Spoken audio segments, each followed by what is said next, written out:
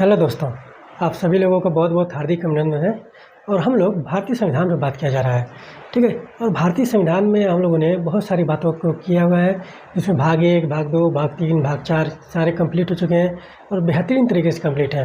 तो वहाँ पर राष्ट्रपति पर भी बात किया जा चुका है, यानी कि जो भाग 5 में पहला जो अध्याय है राष्ट्रपति पर भी बात किया जा चुका है और राष्ट्रपति के बारे में हर एक चीज़ कंप्लीट है, ठीक है। तो वहाँ पर आप लोग नोट्स बनाइए और अपने नोट्स को बेहतरीन तरीके से बनाइए, ठीक है। आज हम लोग बात करेंगे उपराष्ट्रपति पर।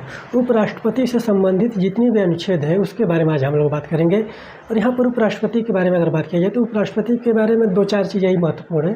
वहाँ पर आप ध्यान दीजिएगा कि अगर राष्ट्रपति नहीं है, ठीक है, अगर राष्ट्रपति अनुपस्थित है तो राष्ट्रपति का जो कार्यभार संभालेगा वो उपराष्ट्रपति होगा। और जाहिर सी बात है कि अगर उपराष्ट्रपति राष्ट्रपति का कार्यभार संभाल रहा है तो जितनी शक्तियां राष्ट्रपति को मिली थी वो सारी की सारी शक्तियां जो है उपराष्ट्रपति को मिल जाएंगी। यहाँ पर ये बात ध्यान देना है, ठीक है। तो और उसके बाद आप देखेंगे कि उपराष्ट्रपति जो है वो राज्यसभा का पदेन सभापति माना जाता है, ठीक है। तो यहाँ पर ये सारी बातें 2-3 बातें ही है जो महत्वपूर्ण है। उसके बाद आप देखेंगे कि उपराष्ट्रपति से संबंधित बहुत ज़्यादा चीज़ें पूछी नहीं जाती हैं। राष्ट्रपति से संबंधित बहुत सारी चीज़ें पूछी जाती हैं, उसकी शक्तियों के बारे में पूछा जाता है। और अगर उपराष्ट्रपति जो राष्ट्रपति के कर्तव्यों का निर्वहन कर रहा है तो उसको सारी शक्तियाँ मिलेंगी जो राष्ट्रपति के पास होती हैं, ठीक है। तो ये सारी बातें ध्यान में रखिएगा। और उसके बाद जितने भी उपराष्ट्रपति और राष्ट्रपति से संबंधित जितने भी विवाद होंगे, जितने भी विचार होंगे, जितने भी वहाँ पर जो संशय वाली चीज़ें होंगी, उनका सारे का सारे जो निपटान किया जाएगा वो सुप्रीम कोर्ट के द्वारा किया जाएगा। यानी कि भारत के उच्चतम न्यायालय के द्वारा उपराष्ट्रपति राष्ट्रपति से के निर्वाचन संबंधी जितने भी विवाद होंगे, जितने भी संशयात्मक चीज़ें होंगी, उनका निपटान करेगा, ठीक है। तो यहाँ पे ये सारी बातें ध्यान देने वाली बातें हैं। और जितनी जो चीज़ें राष्ट्रपति के रिक्तियों को भरने के लिए थी वही चीज़ें उपराष्ट्रपति के रिक्तियों के लिए भरने के लिए होंगी। जो चीज़ें राष्ट्रपति के निर्वाचन में देखने को मिल रही थी किस रीति के द्वारा होगा, वही रीति जो है उपराष्ट्रपति के निर्वाचन में भी देखने को मिलता है, ठीक है। लेकिन यहाँ पर ध्यान दीजिएगा कि उपराष्ट्रपति की नियुक्ति जो है राष्ट्रपति के द्वारा की जाती है, ठीक है। ये बातें हो गई। फिर उसके बाद आप देखिए कि जो राष्ट्रपति पर तो महाभियोग लगाया जाता है हटाने के लिए, लेकिन उपराष्ट्रपति पर महाभियोग नहीं लगाया जाता है, ठीक है। और उसके बाद आप देखिए कि जो राष्ट्रपति के निर्वाचन होगा उसमें राज्य विधानसभा से कोई भी मतलब नहीं होता है। राज्य विधानसभा के सदस्य जो है उसमें संबंधित नहीं होते हैं। लेकिन यहाँ पर ध्यान दीजिएगा कि संसद के दोनों सदनों के निर्वाचित और मनोनीत सदस्य जो हैं उपराष्ट्रपति के निर्वाचन में भाग लेते हैं। और अगर योग्यता की बात की जाए, अर्हता की बात की जाए, तो राष्ट्रपति के लिए जो अर्हताएँ थीं लगभग में समान जो है वो उपराष्ट्रपति के लिए भी अर्हताएँ होती हैं, ठीक है। जैसे कि भारत का नागरिक हो, 35 वर्ष की आयु पूरी कर चुका हो, संसद के किसी सदन का सदस्य न हो। लेकिन उपराष्ट्रपति में एक शब्द जोड़ा गया है कि जो उपराष्ट्रपति होगा राज्यसभा का सदस्य होने के लिए योग्यता रखता होगा, ठीक है। तो यहाँ पर ये बातें ध्यान में रखिएगा। फिर इसके बाद देखिए कि उपराष्ट्रपति का लिए जो अनुच्छेद संबंधित है उसके बारे में हमने आपको उपराष्ट्रपति के बारे में सारी चीज़ें जो है एक लाइन में थोड़े से एकदम शॉर्ट फॉर्म में वो एकदम डिफाइन कर दिया है, परिभाषित कर दिया है। अब हम लोग अनुच्छेद के बारे में बात किया करेंगे, ठीक है। तो यहाँ पर ध्यान दीजिएगा कि उपराष्ट्रपति से संबंधित जो अनुच्छेद है वो किस तरह से है। अनुच्छेद 63 की अगर बात करें, अनुच्छेद 62 तक तो 52 से लेकर 62 तक वहाँ पर राष्ट्रपति है, 63 से उपराष्ट्रपति प्रारंभ होता है। फिर इसका देखें कि अनुच्छेद 63 में भारत का एक उपराष्ट्रपति होगा। तो अनुच्छेद 63 में कहा गया है कि भारत का एक उपराष्ट्रपति होगा। अनुच्छेद 64 देखिए, उपराष्ट्रपति का राज्यसभा का पदेन सभापति होना, यानी कि उपराष्ट्रपति जो है वो नियुक्ति होगी तो राज्यसभा का पदेन सभापति होगा। लेकिन यहाँ पर ध्यान दीजिएगा वो राज्यसभा का सदस्य नहीं होगा।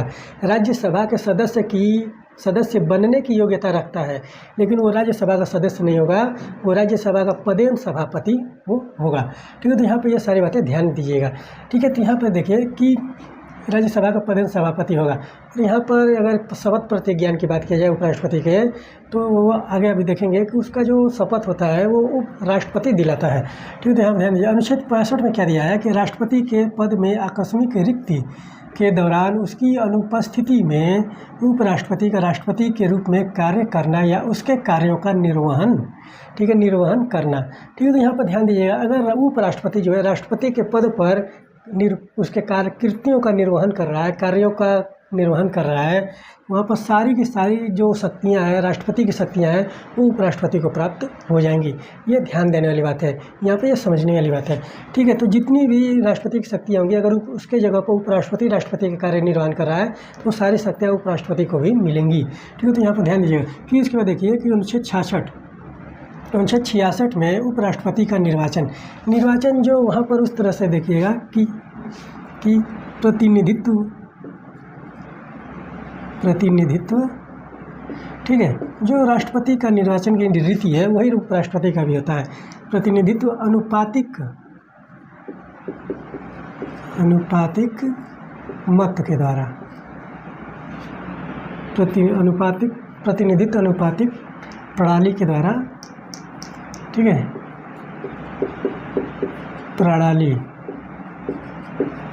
के द्वारा एकल संक्रमणीय मत के द्वारा होगा, एकल संक्रमणीय, ठीक है, एकल संक्रमणीय मत। ठीक है, तो इसके आधार पर आप देखेंगे कि उपराष्ट्रपति का चुनाव किया जाता है। ठीक है, तो यहाँ पे ये बात ध्यान दीजिए, यानी कि जो वहाँ पर राष्ट्रपति के निर्वाचन में जो रीति अपनाई जाएगी, वहाँ पर ये वही रीति जो है उपराष्ट्रपति के निर्वाचन में भी वहाँ पर देखने को मिलेगा। लेकिन यहाँ पर जो राष्ट्रपति का चुनाव होगा उसमें कौन कौन भाग लेंगे, ठीक है, तो यहाँ पर संसद के दोनों सदनों के, ठीक है, यहाँ पर ध्यान दीजिएगा, संसद के दोनों सदनों के, ठीक है, दोनों सदनों के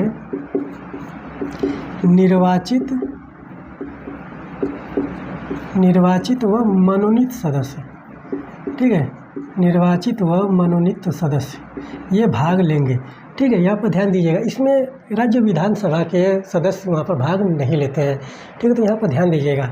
ठीक है, और राष्ट्रपति में लोकसभा राज्यसभा के दोनों सदनों के निर्वाचित सदस्य और प्लस दिल्ली पुडुचेरी विधानसभा के निर्वाचित सदस्य और राज्यों के विधानसभा के निर्वाचित सदस्य उसमें भाग लेते हैं राष्ट्रपति के चुनाव में।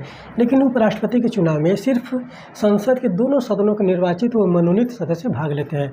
ठीक है, फिर उसके बाद देखिए कि राष्ट्रपति की पदावधि जो है वो राष्ट्रपति की है, वो उपराष्ट्रपति की भी होगी।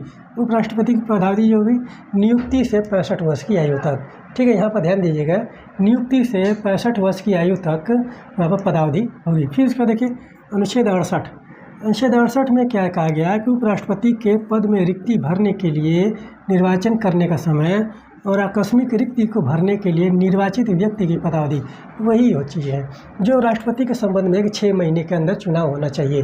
ठीक है, तो वही चीज़ जो है उपराष्ट्रपति के संबंध में भी देखने को मिलता है। और जो रिक्ति भरेगी निर्वाचित, यानी कि कोई उपराष्ट्रपति त्याग पत्र दे दिया या उसके कार्यकाल के दौरान मृत्यु हो गई या उसको राष्ट्रपति के हटा दिया गया पद से, तो उसके संबंध में या उसके चुनाव होने से पहले, ठीक है, जब हटाया गया और उसके जो चुनाव होगा उससे पहले जो राष्ट्रपति उपराष्ट्रपति बनेगा उसके संबंध में यहाँ पर निर्वाचित व्यक्ति की पदावधि दिया गया है।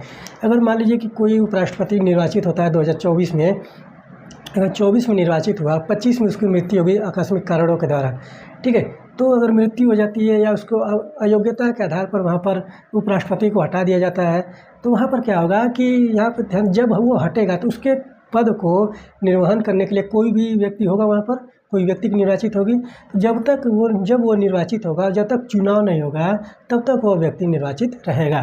तो यहाँ पे ये बात उसके लिए बात कही गई है। और अभी हाल ही में देखेंगे कि जगदीप धनखड़ साहब वहाँ पर इस्तीफा दे दिए स्वास्थ्य कारणों के कारण। तो ये सोचने वाली बात है और ये देखिए कि किस प्रकार से वहाँ पर चीज़ें देखने को मिल रही हैं। तो वो सारी बातें कभी और करेंगे, आप लोग कमेंट करेंगे, सुझाव देंगे तो उस पर बात किया जाएगा। फिर इसके बाद देखिए कि अनुच्छेद 69 के बारे में अगर हम बात करें तो उपराष्ट्रपति द्वारा शपथ या प्रतिज्ञान कौन दिलाएगा? राष्ट्रपति दिलाएगा। ठीक है, राष्ट्रपति दिलाएगा। ठीक है, अनुच्छेद 69 के तहत राष्ट्रपति दिलाएगा। और फिर इसके बाद देखिए अनुच्छेद 70 में क्या दिया गया? अन्य आकस्मिकताओं में राष्ट्रपति के कृत्यों का निर्वहन, वही चीज़ें हैं। ठीक है, जो अभी हमने आपको बताया कि उपराष्ट्रपति जो आकस्मिक रिक्ति के दौरान उसके राष्ट्रपति की अनुपस्थिति में वहाँ पर जो उपराष्ट्रपति है वहाँ पर उसके कार्यभार को संभालेगा, वही बात अनुच्छेद 70 में भी दिया गया है। यहाँ पर एक चीज़ समझने वाली बात है कि अगर राष्ट्रपति है, ठीक है, अगर वो अनुपस्थित हो गया, अनुपस्थित है तो राष्ट्रपति कार्य करेगा। और जो चीज़ें उपराष्ट्रपति में देखने को मिल रही है कि अगर मृत्यु हो जाए कार्यकाल के दौरान तो उसके पद को जो निर्वहन करेगा, तो वहाँ पर वही चीज़ें जो है यहाँ पर देखने को मिलती है अनुच्छेद 70 में ही। कि अगर राष्ट्रपति किसी का निर्वाचन हुआ है, कोई निर्वाचित हुआ है, तो अगर वहाँ पर उसके 1-2 साल के अंदर अगर उसकी मृत्यु हो जाती है किसी आकस्मिक कारण के द्वारा या महाभियोग के प्रस्ताव के द्वारा उसको हटा दिया जाता है, तो वहाँ पर उपराष्ट्रपति जो है उसके कार्यों को निर्वहन करेगा। कब तक करेगा? जब तक नया चुनाव न हो जाए। और चुनाव करने की अवधि क्या है? 6 महीने के अंदर वहाँ पर चुनाव होने चाहिए।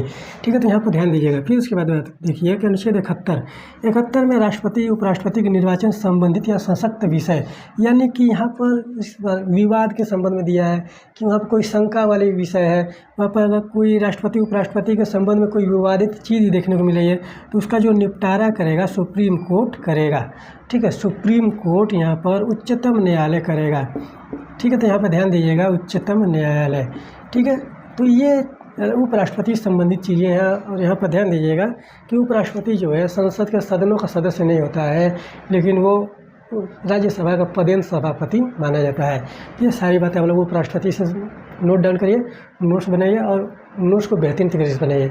और यहाँ पर हम लोग कमेंट करते रहिए, अपने सुझाव देते रहिए कि किस प्रकार से लेक्चर अच्छा लगा, क्या चीज़ें अच्छी हैं, क्या चीज़ें वहाँ पर कमियां हैं, वो सारी चीज़ें आप लोग बताएंगे तो उसमें सुधार करके और भी अच्छे तरीके से उसको पेश किया जाएगा। ठीक है, तो यहाँ पर आप लोग नोट डाउन करते रहिए, नोट्स बनाते रहिए। ठीक है, चलिए फिर मिलते हैं अगले लेक्चर में, तब तक के लिए धन्यवाद।